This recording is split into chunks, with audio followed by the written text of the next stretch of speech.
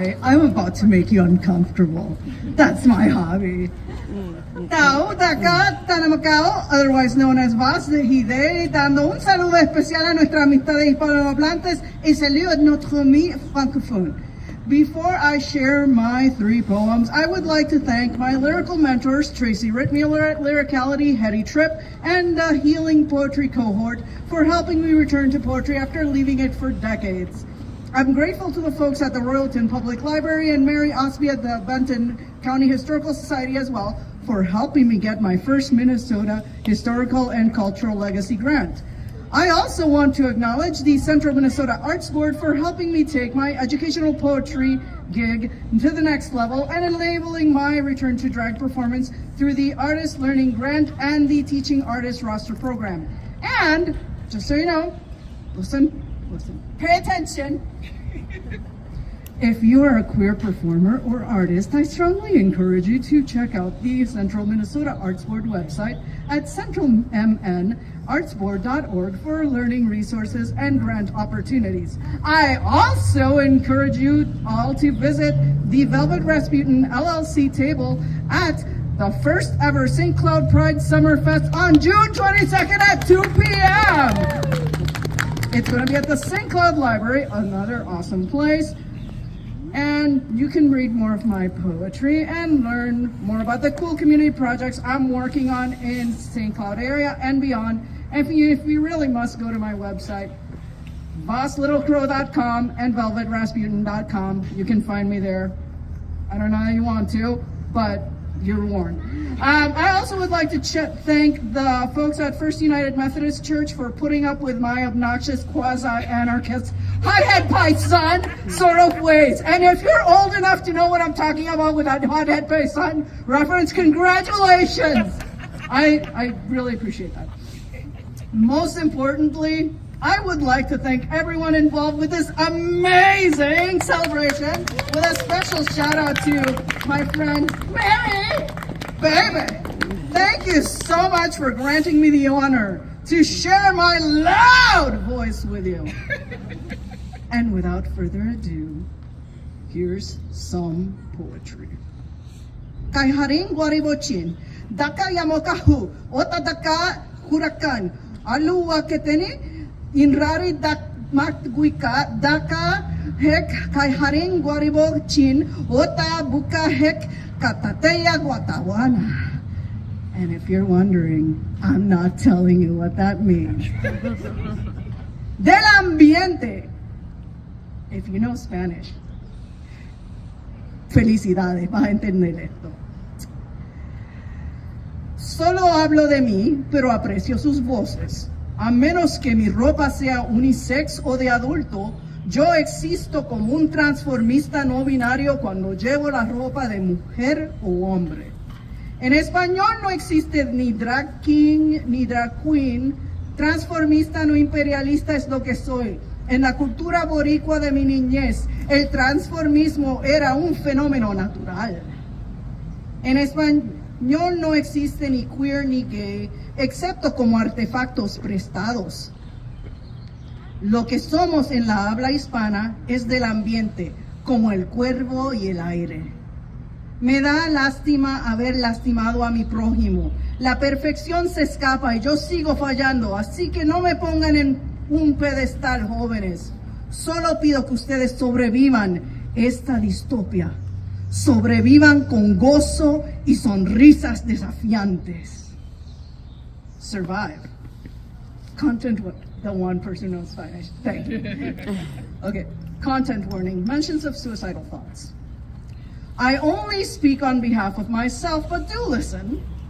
Unless my garb is labeled unisex or adult, whether I wear men's or women's apparel, my entire experience is non-binary and clad in drag. Yet I am neither a drag queen nor am I a king, for this dirtbag rejects all claims of royalty. I'm just an imperfectly trashy drag performer or burlesque back when I was more closeted, yada, yada, yada. Drag performance as queer representation can be quite harmful, but to whom, I ask? The respectable? Don't know them, don't care. Sleazy, glam, and punk? What this rebirth old crow does. I'm just a villainously trashy drag performer living through the nightmare of imperialism, turning on its beautiful people once again as it always does, except it's here and now. I've caused harm and I still mess up awfully. So I'm not asking for your simping adoration, and you need to be young enough to understand what simping adoration means. Yeah. I'm just asking that you survive this dystopia and make it past high school alive like love. Suicidal from the time I passed 13 years, I stayed alive in spite of bullies back in Utah. Thank you, Minnesota Makoche, for letting me be a weightlifting ninth grade boy with a football. But by the time 10th grade came around, I wasn't. Shoved back in the closet and called AIDS. After a disease as misunderstood as I was. Thank God for great teachers and weird kids. Wearing a red-feathered boa,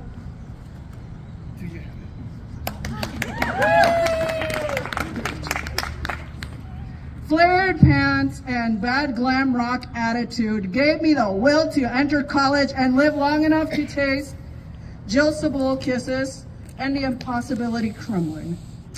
May we live long enough to continue this impossible reality that I nearly didn't see when I turned 23, with a sad choice between manhood and hot girl income. I hope you never have to make that choice, kiddos. Broke with a broken marriage, I persisted, because Grandma confessed that she endured a loving yet empty marriage of convenience to survive like women of her day did.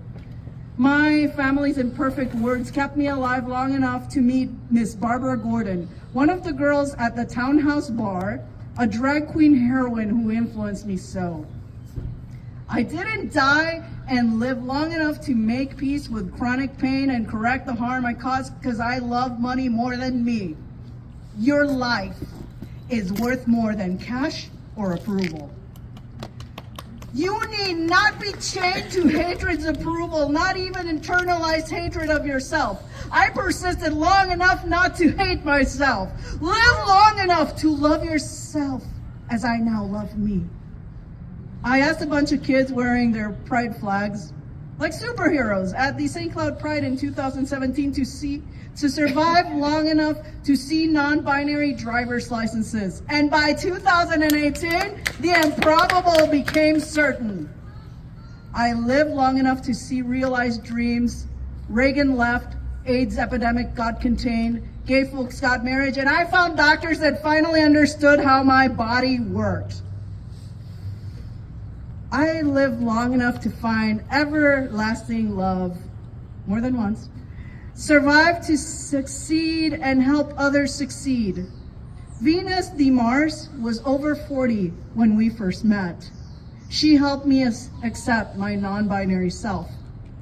My friend Hyde Goltz, the first person to get a non-binary surgery, still lives past 40. I passed 50.